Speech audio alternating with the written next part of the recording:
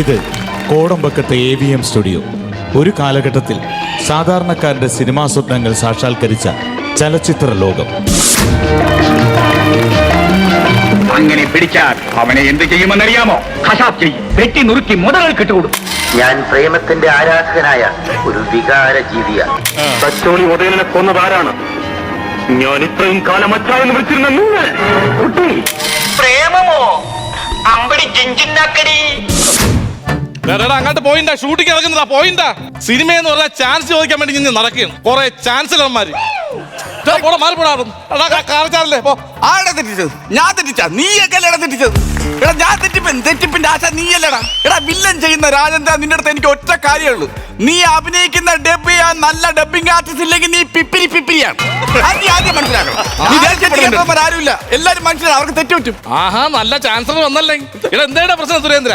അല്ല സാർ, ഞാൻ ഒരു ഡയലോഗ് അഭിപ്രായം പറഞ്ഞപ്പോ ഉടനെ പറഞ്ഞു ഞാൻ തെറ്റിച്ചെന്ന്. ഏത് ഡയലോഗിന്? ആറ്റിങ്ങലിലെ പീറ്ററെ നിന്നെ ജെട്ടിയിലിട്ട് കൊല്ലുമെന്ന് പറഞ്ഞു. അപ്പൊ ഞാൻ പറഞ്ഞു ഒരു മനുഷ്യനെ എന്തായാലും കൊല്ലുന്നു, ജെട്ടിയിലിട്ട് കൊല്ലണ്ട, മുണ്ടുടിപ്പിച്ച് കൊല്ലുന്നല്ലേ നല്ലതെന്നൊരു അഭിപ്രായം പറഞ്ഞു.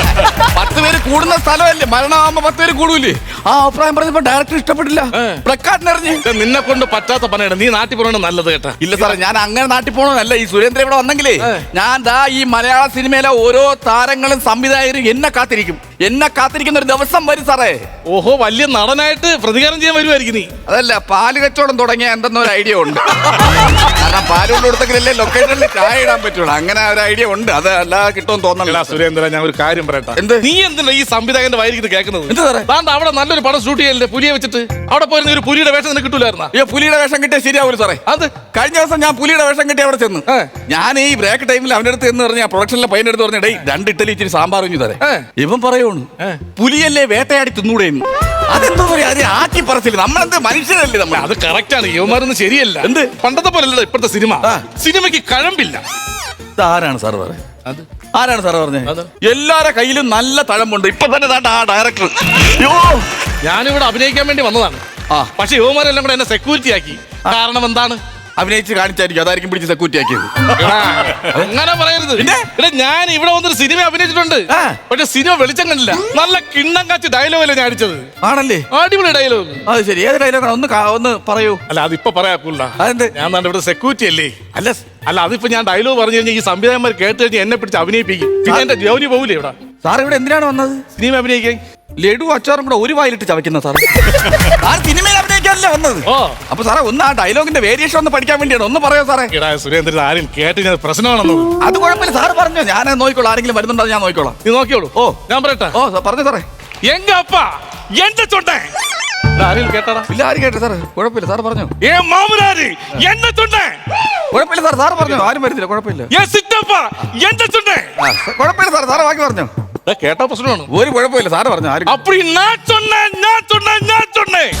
ആരെങ്കിലും കേട്ടടാ? സാറിന്റെ ചൊണ്ണയൊക്കെ ആര് വരുന്നത്? ആരും വരുന്നില്ല, ആരും കണ്ടിട്ട് പോലും മൈൻഡ് വരും ചെയ്യും. സാർ ഈ ചൊണ്ണയിലാണ് സാർ അഭിനയിച്ചത്. സാറ് ആ സിനിമ ഇറങ്ങാത്ത എന്തായാലും നന്നായി കേട്ടാ. ഇല്ലെങ്കിൽ സാറിന്റെ പേരെന്തുവായിരുന്നു? ബാബു. ഇല്ലെങ്കിൽ ആ പോസ്റ്ററിൽ എഴുതി വെച്ചാണ് ചൊണ്ണ ബാബു ഇന്നാസം. ചൊണ്ണേ. ഹരേ കൃഷ്ണ. എടാ, എന്തോ അടുത്ത ചാൻസലർ വരുന്നടാ. ആര്? ഇവൻ കഥ, തിരക്കഥ, സംഭാഷണം, കവിതാരചന എല്ലാം കൂടെ ഒറ്റയ്ക്ക് ചെയ്യുന്ന ആളാണ്. ആണല്ലേ? നീ ഒരു കാര്യം ചെയ്യണം, ഇവന്റെ കൂടെ കൂടിയാ നിനക്ക് എളുപ്പം സിനിമയെ കയറാൻ പറ്റുമോ? പിന്നെ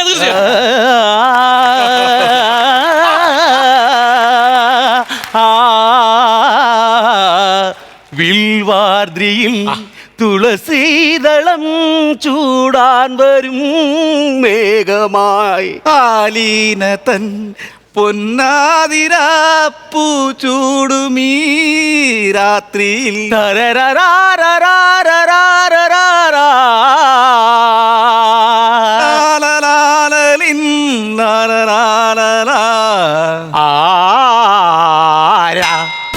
സുരേന്ദ്രൻ.